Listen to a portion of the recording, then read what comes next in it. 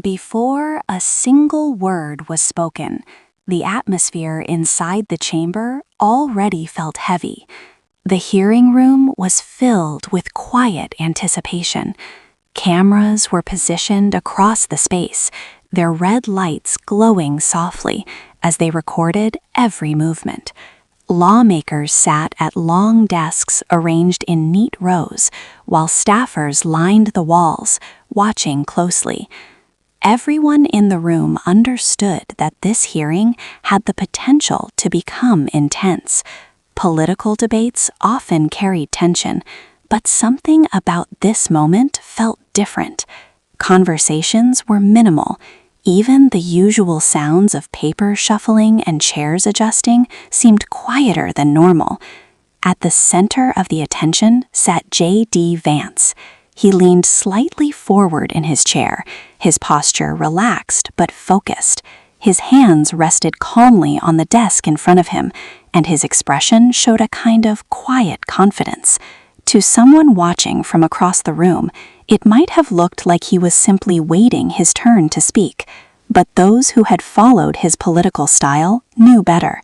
When Vance leaned forward like that, it usually meant he had something important to say. Across the chamber sat Jasmine Crockett. Her posture was straight and composed, her hands resting calmly near the microphone in front of her. She appeared completely unbothered by the tension in the room. While others occasionally shifted in their seats, Crockett remained still, watching the proceedings with quiet focus. If there was pressure in the chamber, she didn't show it. The chair of the hearing glanced around the room briefly before signaling for the discussion to begin. Almost immediately, the quiet anticipation inside the chamber turned into complete attention. The microphone lights flickered on. That small red light often marked the beginning of important moments, and everyone in the room seemed to recognize it. Without hesitation, JD Vance leaned closer to his microphone and began speaking. His voice was calm and controlled, the kind of tone often used in formal hearings. At first, his words sounded polite, almost routine, but beneath that calm delivery, there was a sharper message forming. He began by referencing earlier statements made during the hearing. His words were careful and deliberate, each sentence building on the last. To someone listening casually, it might have sounded like a standard political exchange, but those paying closer attention could already sense something else developing. Vance wasn't simply asking questions, he was building an argument. He started by addressing one of Crockett's earlier positions. He mentioned her comments, repeating parts of them almost word for word, before slowly questioning the logic behind them. His tone never became loud or aggressive. Instead, it remained steady and measured, and in some ways that made the criticism feel even sharper. Several lawmakers in the chamber began watching more closely now. A few leaned forward slightly in their chairs. Others glanced toward Crockett, curious to see how she would respond. For the moment, she didn't react at all. Crockett simply listened. No interruptions, no expressions of frustration, no attempts to cut him off. She sat there quietly, watching him speak. Sometimes silence can say more than words, and the longer that silence continued, the more noticeable it became. Meanwhile, Vance continued laying out his points. One statement led into another. Each remark seemed a little more direct than the last. What had started as a simple observation was slowly turning into a clear challenge. From the back of the chamber, one staffer leaned slightly forward, trying not to miss a single detail. Another person scribbled notes quickly on a legal pad. The room had grown noticeably quieter. Even the faint background whispers that sometimes filled political hearings had faded. It was clear that something important was unfolding. Vance paused for a brief moment, letting his previous statements settle in the room. Then he continued. This time, the tone of his comment shifted slightly. He questioned whether Crockett's position truly aligned with the broader argument she had presented earlier. It wasn't phrased like an accusation, but the implication was obvious. A few people in the chamber exchanged quick glances. One lawmaker raised an eyebrow slightly, clearly interested in where the exchange might lead. Meanwhile, Crockett still had not said a word. She remained seated calmly, her attention fixed on the discussion. From the outside, it might have looked like she was simply waiting for him to finish, but those who understood political debate recognized something else. She was listening carefully, very carefully. Back at the microphone, JD Vance continued speaking. His confidence seemed to grow with each sentence. His points were structured clearly, moving step by step through his argument. It was the kind of approach that often worked well in hearings. Lay out the facts, frame the question, then challenge the response. As he spoke, the attention of the room slowly shifted in his direction. Several people now looked toward him instead of Crockett. In that moment, it almost felt like he had taken control of the conversation. He paused again briefly before delivering another line. This one carried a slightly sharper edge than the previous comments. It wasn't an insult, but it was definitely a challenge, the kind of statement that usually demands a response. For a split second after he said it, the room seemed to freeze. A few heads turned toward Jasmine Crockett. Would she respond immediately? Would she interrupt? Or would she continue to wait? For a moment, she said nothing. She simply looked across the chamber. That quiet pause stretched a little longer than anyone expected. The silence itself became part of the moment. Back at his desk, JD Vance leaned back slightly in his chair, almost as if he believed his point had already landed. From his perspective, the argument had been clearly delivered. But what nobody in that room realized yet was that the exchange was only just beginning. Because while Vance had carefully built his criticism step by step, Jasmine Crockett had been listening to every single word. And sometimes the most powerful moment in a debate doesn't come from the first argument. It comes from the response that follows. At that moment inside the chamber, the tension had only begun to rise, and everyone in the room could feel it. But the real turning point in the conversation was still ahead, and when it arrived, it would completely change the energy in the room. For a brief moment, it seemed like the momentum inside the chamber belonged entirely to JD Vance. He had spoken calmly, confidently, and without hesitation. Each of his remarks had been structured carefully, almost like pieces of a puzzle being placed one after another. By the time he leaned back in his chair, it looked as if he believed the argument had already been settled. From where he sat, the silence in the room felt like agreement. But in political debates, silence doesn't always mean approval. Sometimes it simply means people are waiting to see what happens next. And in that chamber, everyone was watching. The cameras remained fixed on the table where the exchange was unfolding. Staffers along the walls shifted slightly, adjusting their positions so they could see both speakers clearly. A few lawmakers exchanged quiet glances, sensing that the conversation had already moved beyond a routine discussion. Meanwhile, Jasmine Crockett remained completely composed. She hadn't interrupted once.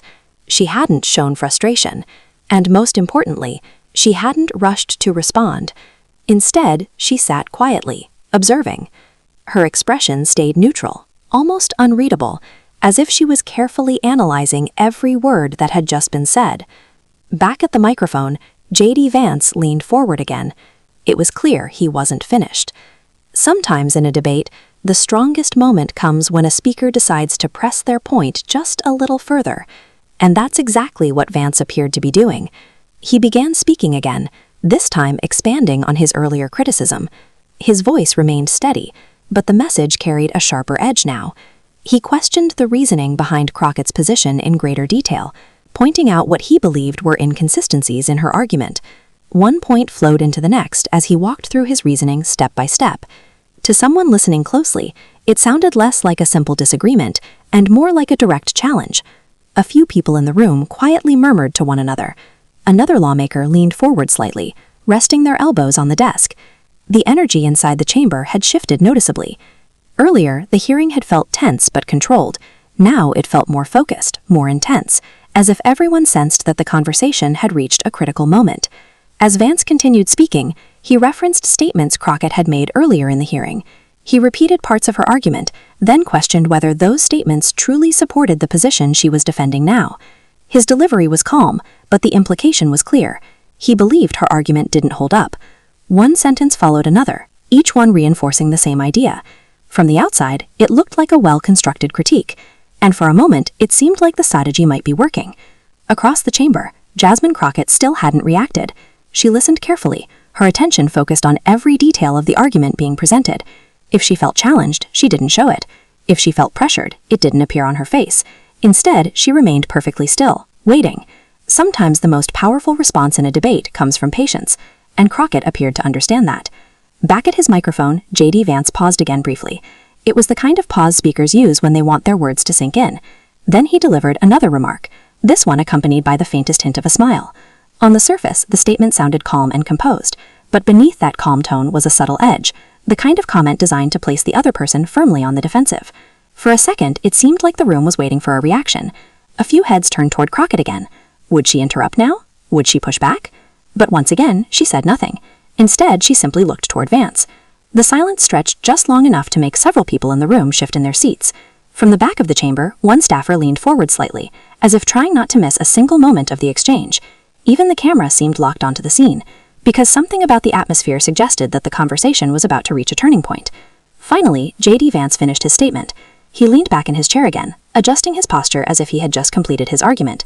From his perspective, the critique had been delivered clearly. For a brief moment, the silence in the chamber almost felt like confirmation. But then something changed. The microphone light in front of Jasmine Crockett flickered on. The small red glow immediately drew the attention of the room. Slowly, she leaned forward. Her movements were calm and deliberate, almost unhurried. She adjusted the microphone slightly, the soft sound echoing through the quiet chamber.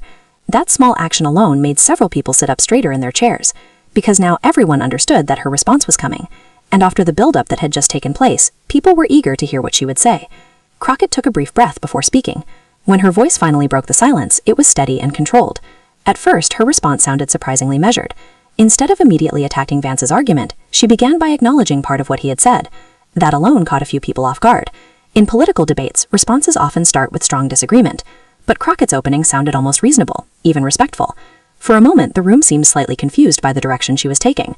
But that calm opening was only the beginning, because slowly, almost subtly, the tone of her response began to shift. She started referencing the specific points Vance had raised earlier. She repeated certain phrases from his argument. Then she began asking questions about them. Not loudly, not aggressively, but carefully. Each question connected directly to something he had already said, and with every question, the conversation began to change direction. Some lawmakers who had been leaning back earlier now leaned forward again. Others glanced between the two speakers, realizing that the dynamic in the room was starting to shift, because what Crockett was doing wasn't just responding. She was beginning to turn the argument around, point by point, sentence by sentence. The focus of the room slowly moved away from Vance's earlier criticism and toward the logic behind it. And suddenly, the person who had appeared to control the conversation just moments ago was no longer the only voice shaping the debate.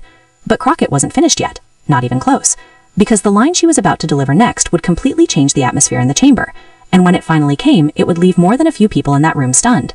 The tension that had been building since the beginning of the hearing was about to reach its peak, and what happened next would be the moment everyone remembered.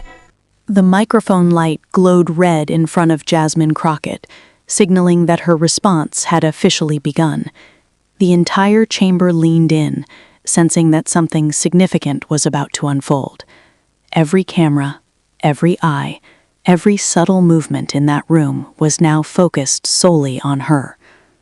She adjusted the microphone slightly, exhaling softly, and then spoke. Her tone was calm, measured, and deliberate.